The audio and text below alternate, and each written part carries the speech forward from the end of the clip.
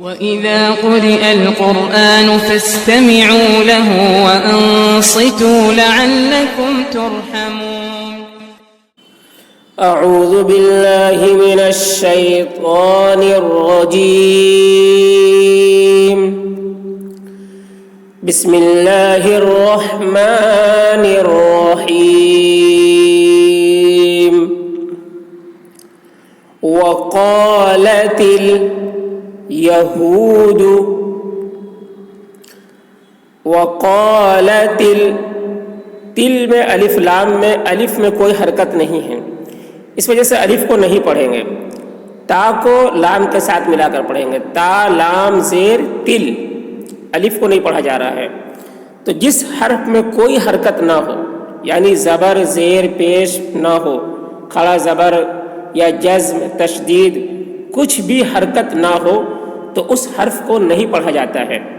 جس طریقے سے یہاں پر الیہود میں الف پہ کوئی حرکت نہیں ہے تو اس الف کو نہیں پڑھیں گے، اسی طریقے سے کہیں پر بھی پورے قرآن میں کہیں پر بھی جس حرف پہ کوئی حرکت نہیں ہے اس حرف کو نہیں پڑھا جاتا ہے۔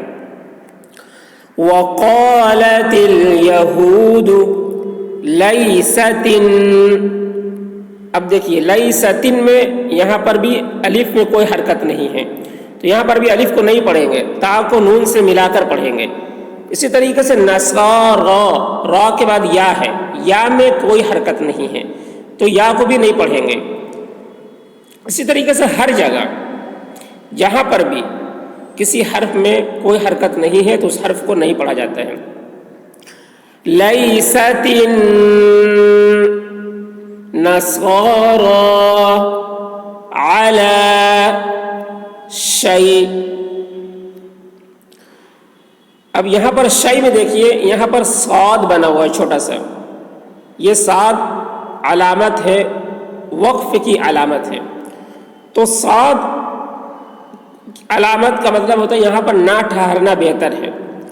یہی وجہ ہے کہ یہ واو کے اوپر تشدید ہے، واو کے اوپر تشدید ہے، یہ بتا رہا ہے کہ یہاں پر نہ ٹھہرنا ہے بلکہ ملا کے پڑھنا ہے، تو ملا کے اس طریقے سے پڑھیں گے علی شیء، اس وجہ سے واو میں تشدید لگا دیا ہے۔ لیکن اگر آپ ٹھہرنا چاہیں تو ٹھہر بھی سکتے ہیں، اور اگر ٹھہریں گے تو اس وقت پڑھیں گے علی شیء، پھر وقالت اس طریقے سے پڑھیں گے، تو پھر جب ٹھہر جائیں گے تو واو میں جو تشدید ہے اس کا کوئی مطلب نہیں رہے گا، تو آپ یہاں پر وقف کر بھی سکتے ہیں اور نہیں بھی کر سکتے ہیں، جس طرح چاہے پڑھ سکتے ہیں۔ تو علی شیء وقالت النصارى لیست الیہود علی شیء وهم یتلون الکتاب، اب اس کو پوری وہ ایک بار میں دیکھیے۔ وَقَالَتِ الْيَهُودُ لَيْسَتِ النَّصَارَى عَلَى شَيْءٍ وَقَالَتِ النَّصَارَى لَيْسَتِ الْيَهُودُ عَلَى شَيْءٍ وَهُمْ يَتْلُونَ الْكِتَابَ كَذَلِكَ قَالَ الَّذِينَ لا يعلمون مثل قولهم كذلك قال الذين لا يعلمون مثل قولهم، مثا ہے، ثا کی آواز اور سین کی آواز میں فرق ہے، سین رہتا ہے یہاں پر تو پڑھتے ہیں مثل، مثل اس طریقے سے پڑھتے ہیں، لیکن ثا ہے تو پڑھیں گے مثل، آواز میں فرق ہے، مثل قولهم فاللہ يحکم بینہم یوم القیامة فیما كانوا فیہ یختلفون، فاللہ یحکم بینہم یوم القیامة فیما کانوا فيما كانوا فيه يختلفون ومن أظلم ممن میم مشدد یعنی میم کے اوپر تشدید ہو کہیں پر بھی ہو تو وہاں پر غنہ ہوگا یعنی آواز کو گنگنائیں گے. جیسے میم یہاں پر میم میں مشدد ہے میم مشدد ہے تو ہم یہاں پر دیکھیے گنگنا رہے ہیں میم من منع مساجد اللہ ان یذکر فیہا دیکھیے الف میں کوئی حرکت نہیں ہے یہاں پر الف کو نہیں پڑھیں گے ہا کو الف سے ملا کر پڑھیں گے تو ہا کے بعد جو الف ہے ہا کے ساتھ میں جو الف ہے اس الف کو بھی نہیں پڑھا جا رہا ہے کیونکہ اس الف میں بھی کوئی حرکت نہیں ہے. حرکت کس میں ہے؟ ہا میں ہے. فیہا اسمہ وسعی فی خرابہا ومن أظلم ممن منع مساجد الله أن يذكر فيها اسمه وسعى في خرابها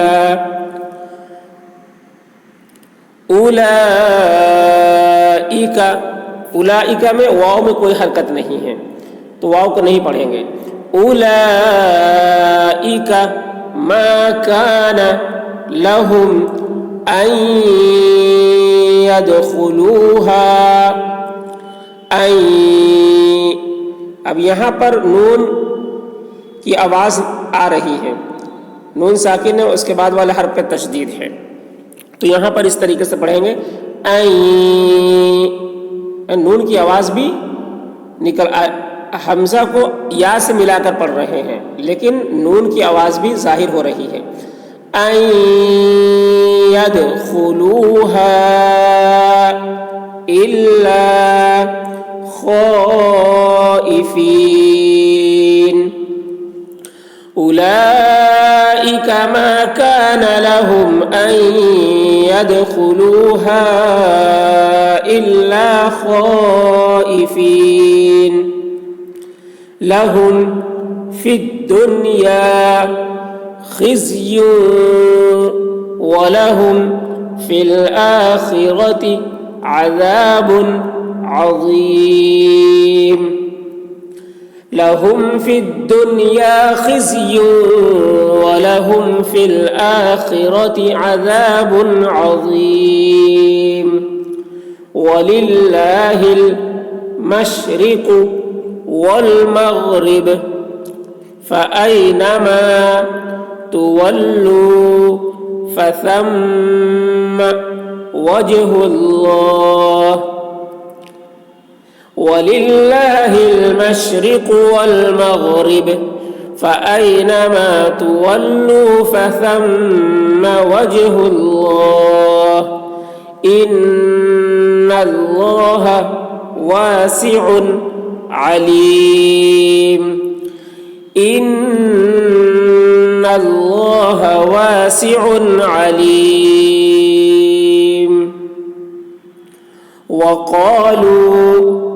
وقالوا یہاں پر واو میں کوئی حرکت نہیں اس طریقے سے یہ دو الف ہے اس پہ بھی کوئی حرکت نہیں تو یہ سب کو نہیں پڑھیں گے لام کو تا سے ملا کر پڑھیں گے.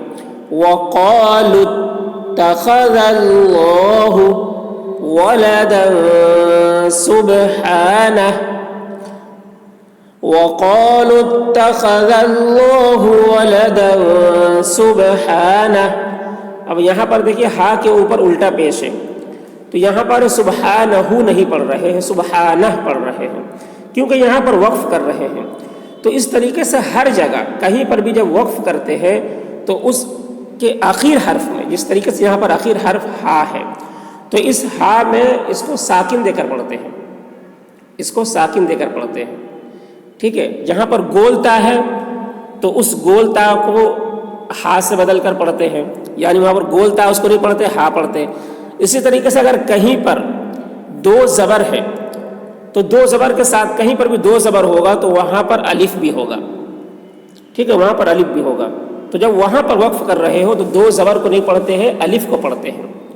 تو اسی طریقے سے یہاں پر ہا کو کہ الٹا پیش کو نہیں پڑھیں گے وقفے کی حالت میں، یہاں پر وہاں پر ہا کے اوپر جزم سمجھ کر پڑھیں گے.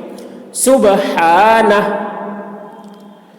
وقالوا اتخذ الله ولدا سبحانه بل له ما في السماوات والأرض كل له قانتون بل له ما في السماوات والأرض كل له قانتون بديع السماوات والأرض بديع السماوات والأرض وإذا قضى أمرا فإنما يقول له كن فيكون وَإِذَا قَضَى أَمْرًا فَإِنَّمَا يَقُولُ لَهُ كُن فَيَكُونُ. یہاں پر بھی نون میں پیش ہے، لیکن یہاں پر ہم پیش کو نہیں پڑھ رہے ہیں، یہاں پر نون میں جزم میں لگا کر پڑھ رہے ہیں. فَيَكُونُ اس طریقے سے. وَقَالَ الَّذِينَ لا يعلمون لولا يكلمنا الله أو تأتينا آية وقال الذين لا يعلمون لولا يكلمنا الله أو تأتينا آية. اب یہاں پر دیکھیے گولتا ہے لیکن آیتن نہیں پڑھ رہے، یہ گولتا کو ہا سمجھ کر پڑھ رہے ہیں. آیا یعنی یا ہا زبر یا، تو آیا گولتا ہا سے بدل گیا.